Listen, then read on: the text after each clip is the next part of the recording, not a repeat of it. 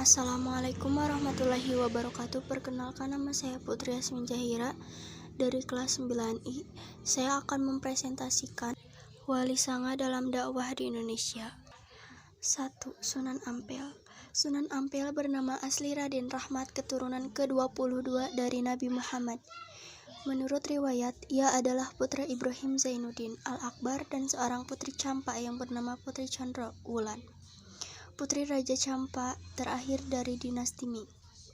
Sunan Ampel dilahirkan di Aceh tahun 1401 Masehi. Sunan Ampel adalah pendiri pesantren Ampel Denta.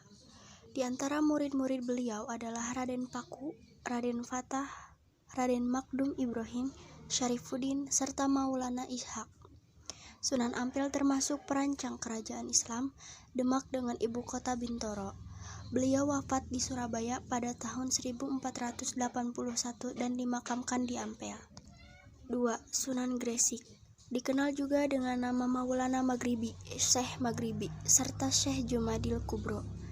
Beliau dianggap sebagai orang Islam pertama yang masuk ke Pulau Jawa, sehingga kedatangannya menandai permulaan masuknya Islam di tanah Jawa.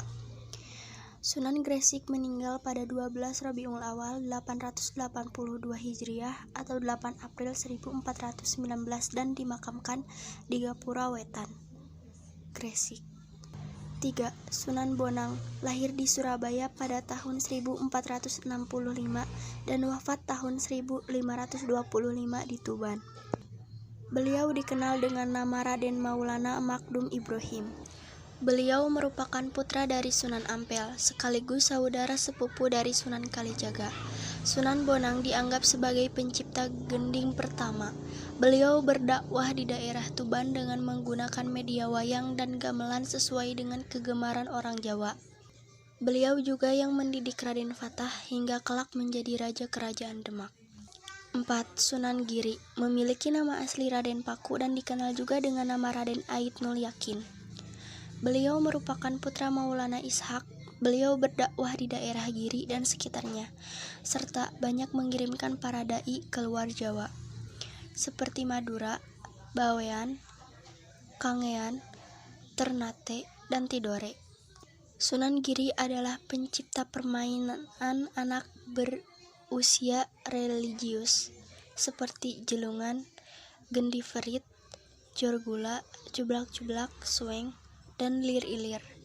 Beliau wafat pada tahun 1506 dan dimakamkan di daerah Giri, Gresik. 5. Sunan Derajat. Lahir di Ampel, Surabaya pada tahun 1407 dengan nama asli Raden Qasim atau Syarifuddin. Beliau juga termasuk salah satu putra Sunan Ampel. Tembang Jawa Pangkur diciptakan Sunan Derajat sebagai media dakwah.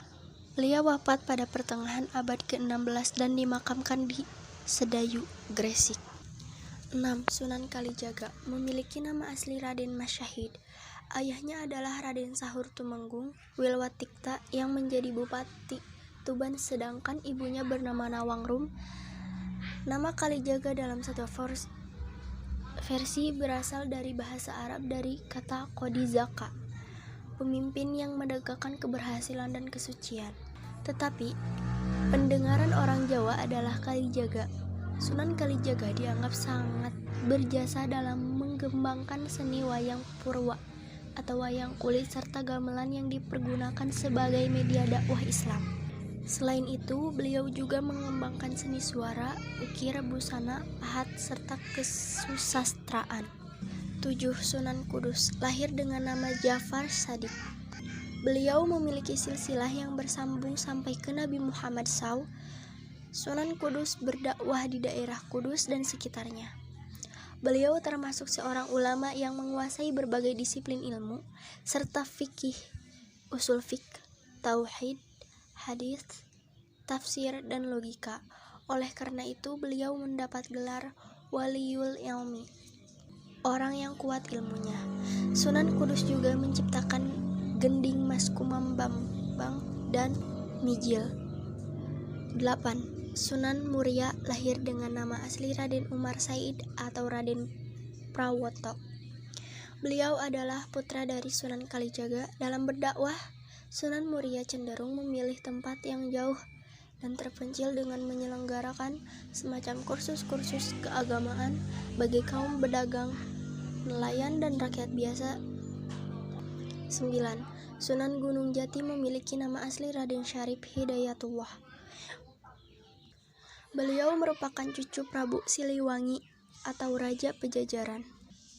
Beliau berdakwah mengajarkan agama Islam di daerah Cirebon, Majangka, Kuningan, Kawali, Sunda Kelapa, serta Banten. Sekian dari saya. Wassalamualaikum warahmatullahi wabarakatuh.